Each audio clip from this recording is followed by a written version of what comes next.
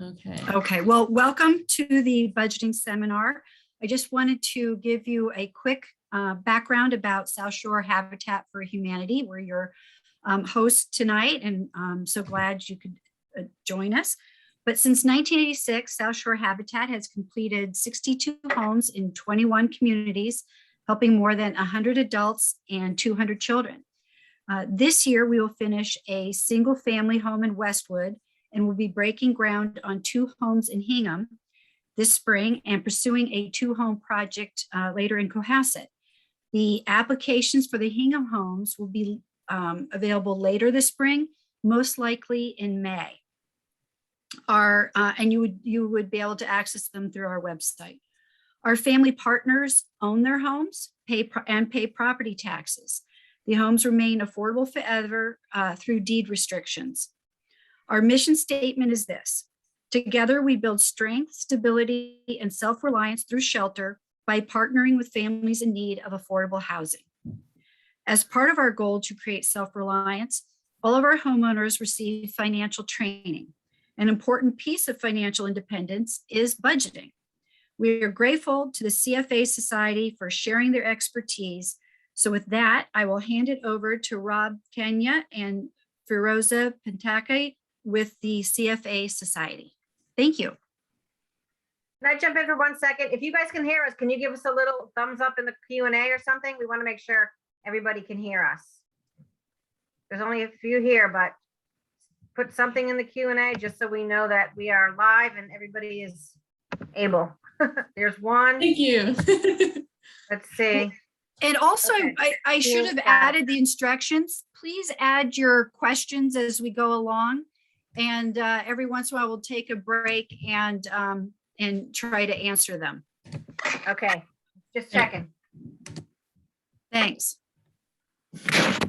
Okay, Rob, it's all yours. Great. And we are recording. Excellent. Well, thank you, Jill. And welcome everyone to the Budgeting for Your Future webinar. I'm Rob Kenya, and I'm a financial advisor with More Financial Advisors located in Watertown. I help individuals and families with financial planning, savings, and investing for retirement. My colleague, Firoza Pentake, is a product manager with New York Life Insurance Company. Firoza is located in the greater Boston area, and she helps large companies manage their financial risks. We're both members of the CFA Society Boston. CFA stands for Chartered Financial Analyst. I have a friend who likes to say that holding a CFA charter is like kind of like having a master's degree in investments. There are more than 6,000 of us that hold our CFA charters and belong to the society in Boston. We have jobs working for for-profit companies, for nonprofits, large and small organizations, and even for the government. And most of us deal in one way or another with investing. And there's a group of us at CFA Society Boston that work on the Financial Literacy Initiative. So we volunteer our time to help people get more comfortable with their personal finances. Specific to Habitat for Humanity, for those of you interested in becoming family partners, you'll have to fill out an application and you'll be asked questions about your own budget. And if you do become a family partner, it's really helpful to have your own budgeting process, to stay on top of your financial situation, and especially to stay current on your mortgage and your bills. So that's the point of the presentation tonight, to help you think about budgeting, to give you some ideas about your own budgeting process, maybe pick up a pointer or two, and also answer any questions that you have. So with that, Firoza will lead you through our presentation. Thank you, Robert, and thank you, South Shore Habitat for Humanity, for having us over. As Rob introduced me, this is a volunteer position that we really enjoy doing. This really makes my day, my week, to be able to come here and present.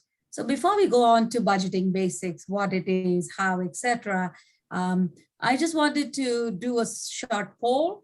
And Danielle, can we have the 2 questions and see what people think? I'll launch that now.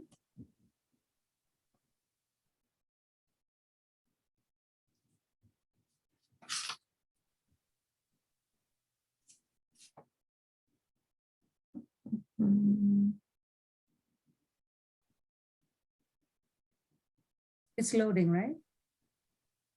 I think so. So it says Oh. that I launched it. I saw it flash on the screen, but then it didn't stay up. hmm, Yeah. And from what I again. understand, launching it should be enough. hmm. Well, we have 5 participants. We could always read the questions and ask them to put their answers in the Q&A. Okay. Yeah, sure. You can do that. Do you want me to go ahead and read them? Sure. Okay. So the first question is, what do you think the percentage of American households do not have a budget? 25%, 25 to 50%, 50% to 75%, or greater than 75%. You know what? Let me see if I can share my screen as well, because I have them on here. Okay, I'm gonna go ahead and do that, and then you might have to reshare it, Firoza, if that's okay. Okay. Yeah. Okay, No just problem. making sure. Okay.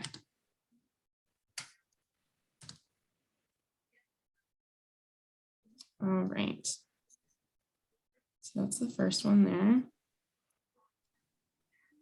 No, we're not seeing the poll. You're not? No. No, we're seeing Oh dear. screen. your Okay. screensaver. All right. Well, Okay, we can try that later. okay.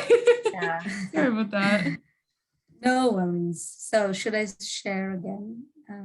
Yeah, and then I can Yes, go ahead and read the second question You if you can want. share again. Okay. I'm trying to. So you Yes, want please. people to answer what percentage of people we think do not have a budget? Mhm. Correct. I think that's what it is. All right, I'm not getting There's Froze. There we go. Frozen. answers. Okay.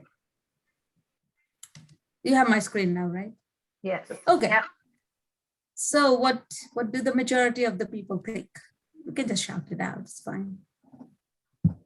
I don't think they. 25 to I'm- 50% and 50 to 75% of the 2 answers we have right now. Well, that's interesting. I'm not seeing that. I'm glad you saw that. Yep.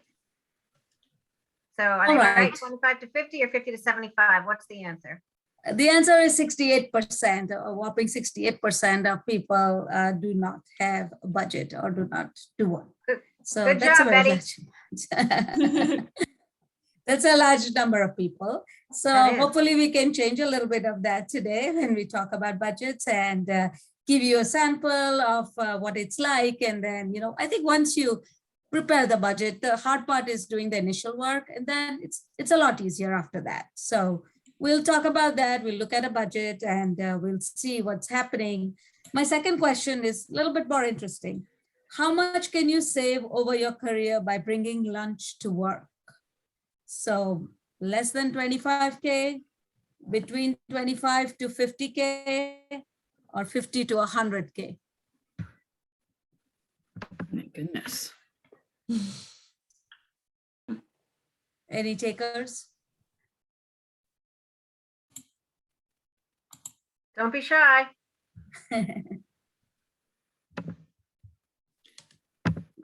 One We have a answer of 50K. Yep, 50K, Okay. Any others? 25 to 50K. Okay. So you could save 75,000 by just bringing lunch to work, something as simple as that. Doesn't mean every day you have to eat that lunch. Obviously, you could still go out every once in a while, but just the savings, the idea is that they keep telling you, right? 1 cup of coffee, you go to Starbucks or wherever and buy a cup of coffee every day. And if you keep doing that, how much money you'd save. But a simple thing like lunch, if you use that 75,000 that you saved and put it in your retirement fund and let it grow at even say 5%, you would have 175,000 at the end of your career. So when you retire. So that's quite a bit, right? So 75K just in savings. And then if you invest it, it would be 175,000. So it just shows you the power of compounding, how much you save and how much you can invest or, put aside and let it compound, basically. So before we get into all this was good. You get an idea of what people are thinking, what they have, and now we get into what is a budget, why, how, etc. So, okay.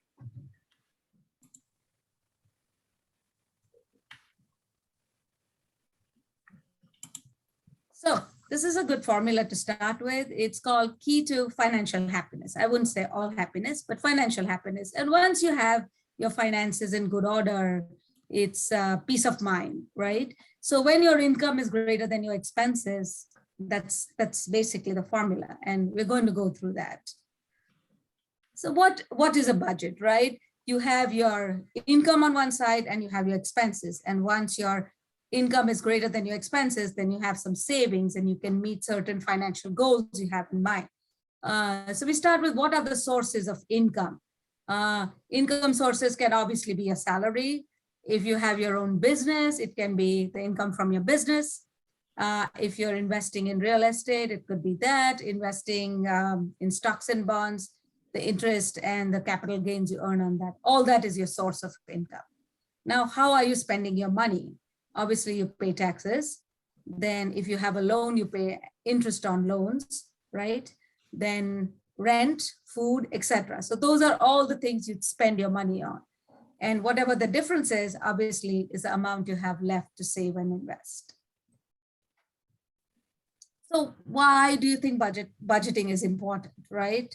The first thing would be, it helps you basically keep your eye on the prize. And I'll talk a little bit more about financial goals when I talk about this eye on the prize. Basically also in case of emergencies, right? You need some money. Yes, you have your income, you have your expenses, but there could be emergencies, right? Even for your health insurance that could be covered, you still have to pay a deductible. And that deductible can be quite large these days. You have a pet, right? Something happens to the pet and you have to take him to the vet. If you don't have insurance, that's another emergency expense that you would probably be keeping track of. So it helps all that, and more so the financial goals. Financial goals are something that you want to do either now or in the future. I would break it down by saying your short-term goals, your intermediate goals, and your long-term goals. Your short-term goals is something between now and say the next 2 years. Say first thing you want to pay off your credit card bills, right? That would be one of your short-term goals. The other one would be to pay off your loans that you have, right? Student loans or whatever other loans you have. To take a vacation, that's again your short-term goal, right? So these are things that you need to do in the immediate future. Medium-term goals could be buy a car, buy a house. And long-term goals can be save for retirement, save for kids' education, donate to charities. Donating to charities could be any one of the three goals, but things that you'd want to do, things that would make you happy financially. So that's why you budget. As to who budgets, besides individual, obviously corporations, nonprofits, and government, they all need to budget. Their budget may be a lot larger than ours, obviously as individuals, and the items may be different, but ultimately it's the same goal, right? They also want the income to be greater than the expenses so that corporations can have profits, the nonprofits can meet their mission statement while staying in their budgets.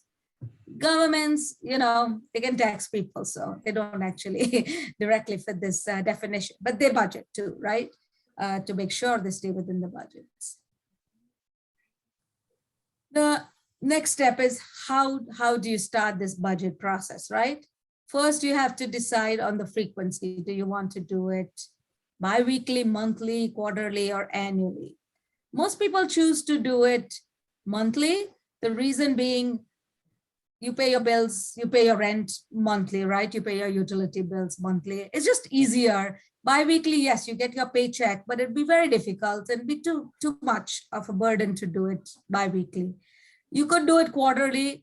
That's up to you. Annually, then you'd have to it would be a lot of effort to do it annually, because then you'd be less likely to do it. So most people prefer to do like a monthly budget. When you set up your sources of income, we talked about that, salaries, etc.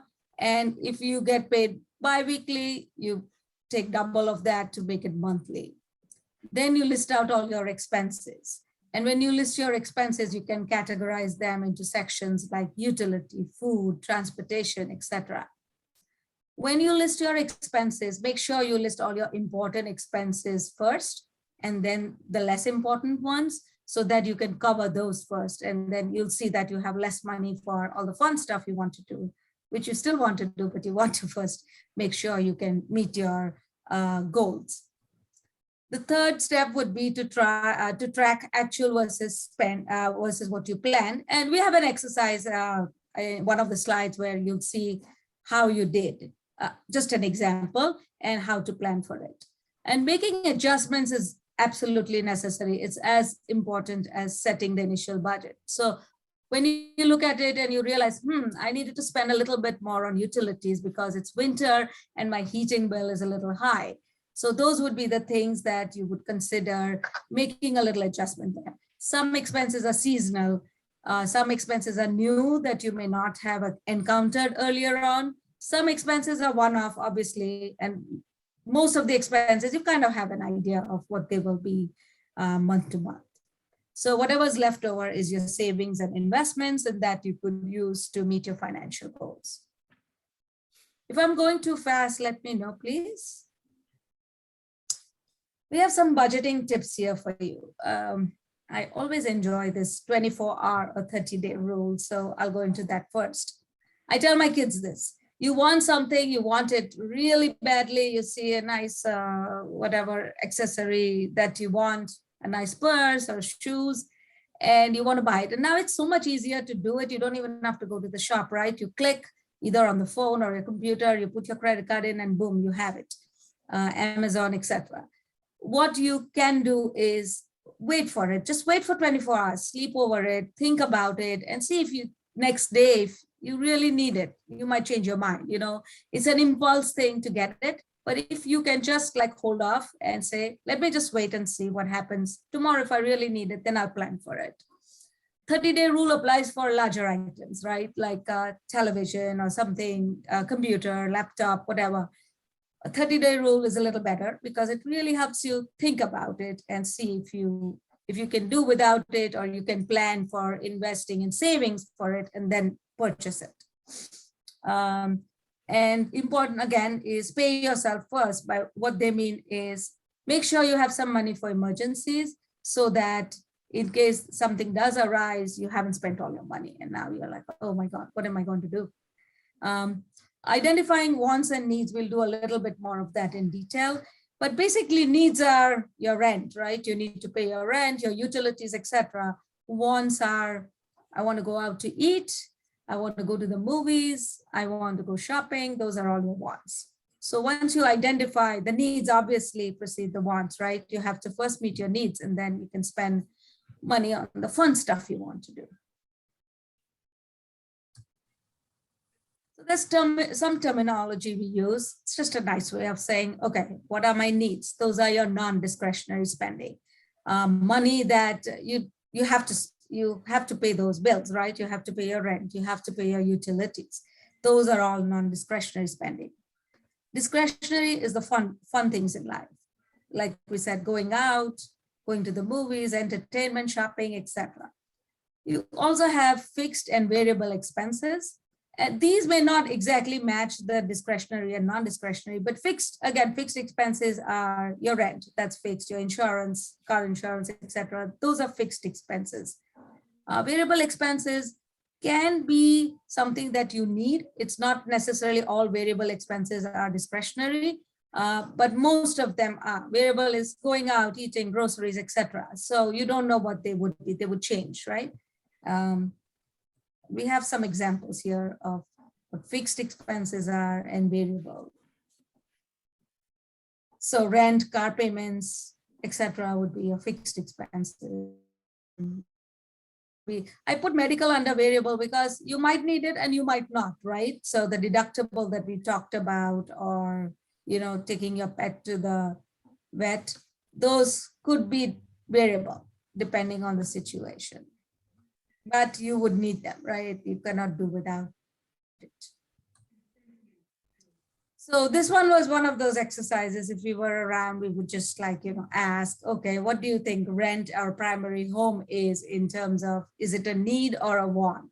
So obviously it would be a need. Vacation would be a want.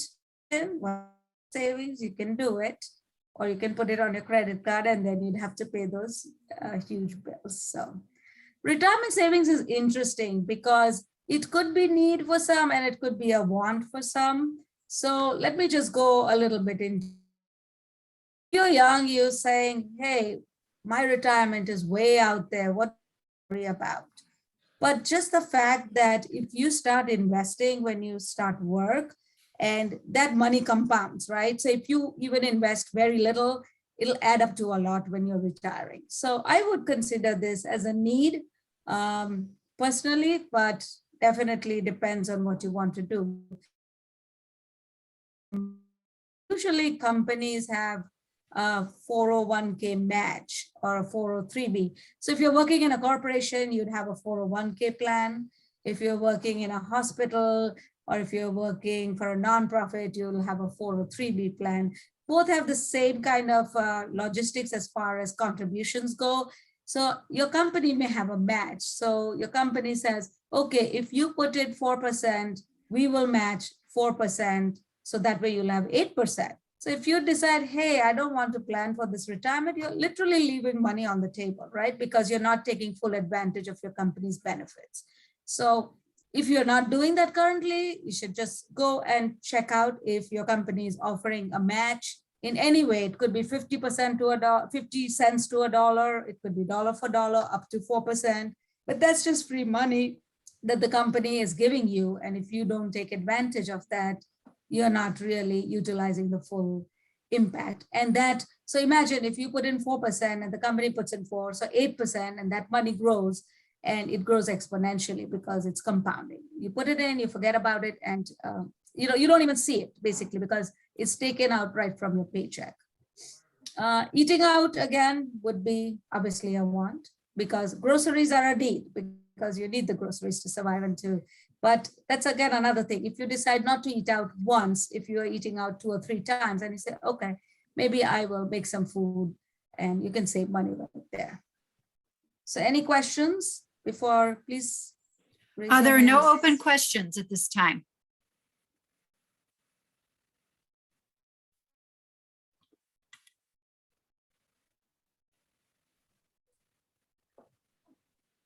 All right. So sticking to a budget again is hard, right? You make your budget and you look at it. It's not always easy. Best thing to do is list your important expenses first. Monitor your progress, see how you're doing, and make adjustments. Again, new items could pop up.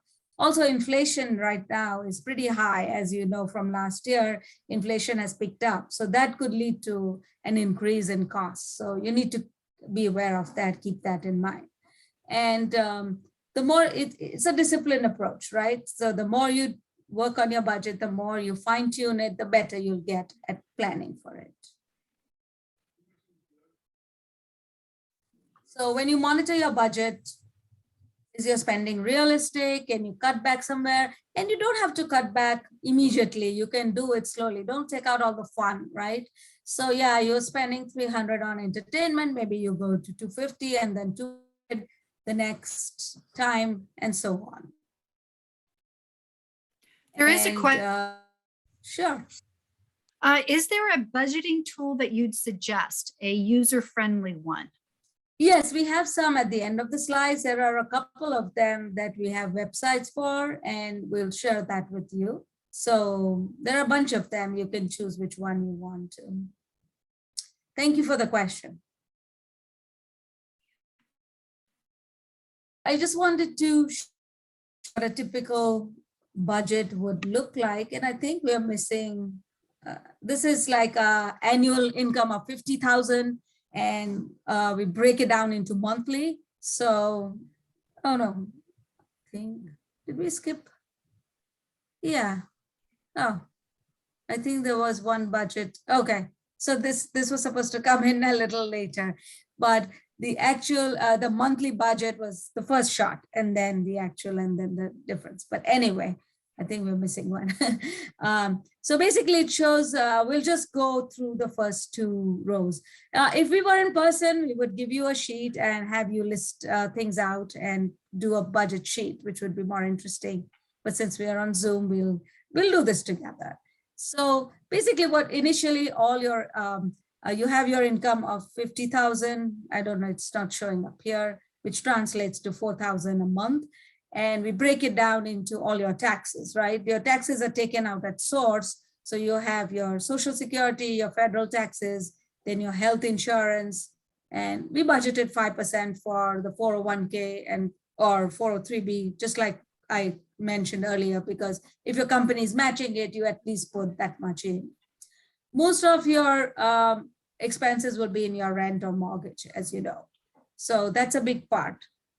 Loans, if you have loan repayments or interests to pay on those loans, as well as loan repayments, student loans, credit card bills, all that would come in here. Then you have your utilities, which would be your electricity, your heat, etc. And then cable, phone, another 3% there. Transportation can be, yeah, if you own a car, it would be gas. You'd also have insurance. But if you're taking public transportation, then costs of traveling by bus, train, Uber, etc. The food obviously is another big part, right? 10% of your income is on food right here. This is just a budget, clothing, entertainment, etc. And then we have a little bit of savings, say 3%. So this is your monthly budget that you plan for. And then let's see what actually happened. All your fixed costs, right? Initially, first 5-6 lines, they don't change much. They're probably whatever you plan for. These are all your fixed expenses. Then we get down to utilities. So maybe it was the winter month and the heat bill was higher. So that's why you had a slight deficit there. Maybe you didn't travel, gas price, and you saved a little there. Food, you planned for 400, it was 450. Clothing, entertainment. So between those last two, clothing and entertainment, you can see most of your expenses are there. And that's why there's not much savings. So maybe next month, I can do with a little entertainment, clothing, etc. I can see if I can spend a little less on food, and you can start savings. So this is just an example. Any questions here of how to look at your budget and compare it? And I'm sure there are items that are not here that you might have unique to you, but this is just like a sample to get you started. How about that? There are no open questions at this time. Okay. And this is another one of those budgeting exercises that we do. Say, is rent discretionary or non-discretionary? Is it fixed or variable? You can do this at your own time, since it'd be hard to do this year. And these are some helpful personal finance websites that were asked. Any one of those, you can even link your bank and credit card accounts there, and most of them are free. You can use those to plan for the next steps. So any questions? I think that's about it.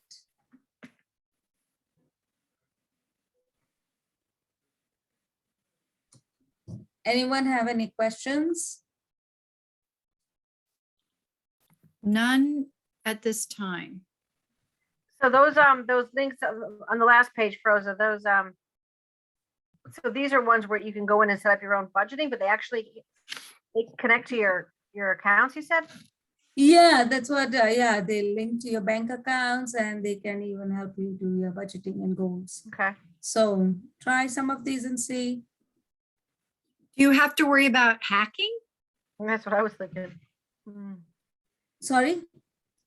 Do you have to worry whether using these, Oh, hacking. hacking into your accounts or anything?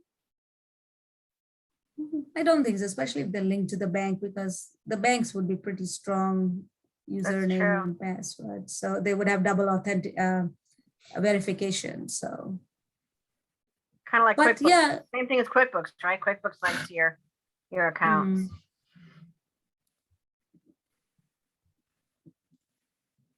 I haven't tried any of these budgeting tools, but it would be interesting to see. Yeah.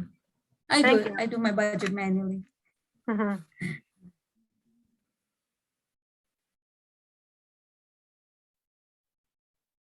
Yes. Any questions?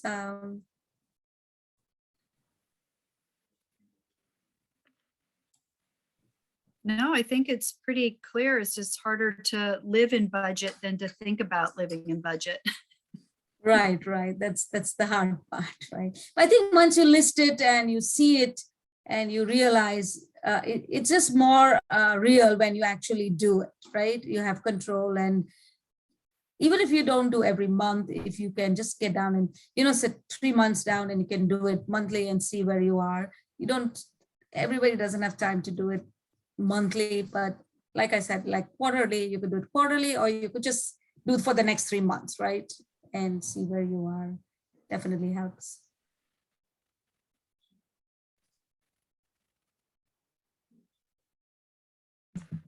Okay, thank you. Well, and if anybody would like this recording, you can email me or just even reach out in general to South Shore Habitat for Humanity. I did not think about putting my email up, but it's jtompkins@sshabitat.org. J Tompkins is spelled JTOMPKINS. Yes, we can share the presentation. And let me see if or you won't be able to see if I type anything. I also have a list of everyone's email that signed up through the webinar. So I Great. can distribute the recording afterwards that way if you would like. Perfect.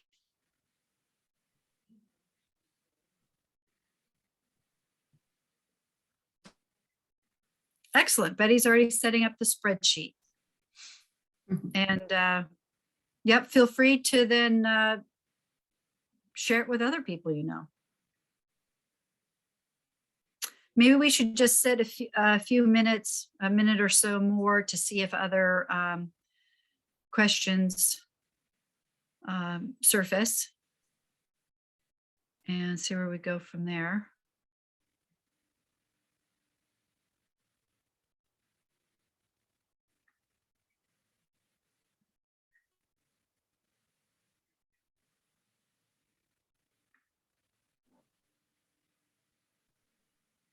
Yeah, the first one, Budget Pulse, does not need a link to banks and credit card accounts. So that could be a good way to start.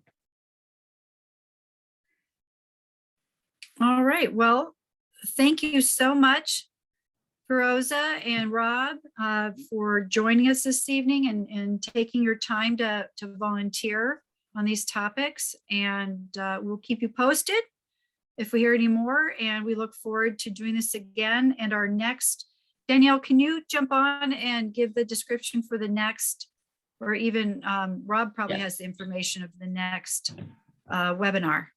Yes. So it's on March 1st, same time, 6:30. It's a Tuesday, and you can also sign up on the same place. We'll be sending out reminders and stuff again on the general Habitat for Humanity email address. So yeah, sign up will be the same way, and that will cover a bit more, as I understand it, about borrowing and credit scores. Correct. Right. Yeah. Yep, different presentation, but also important topics for personal financial management. So we look forward to that. Excellent. Thank you. That's a wrap for this evening. And we have some thank yous from our participants, and they appreciate the helpful tips for budgeting. And we will sign off, and Danielle, you can stop the recording.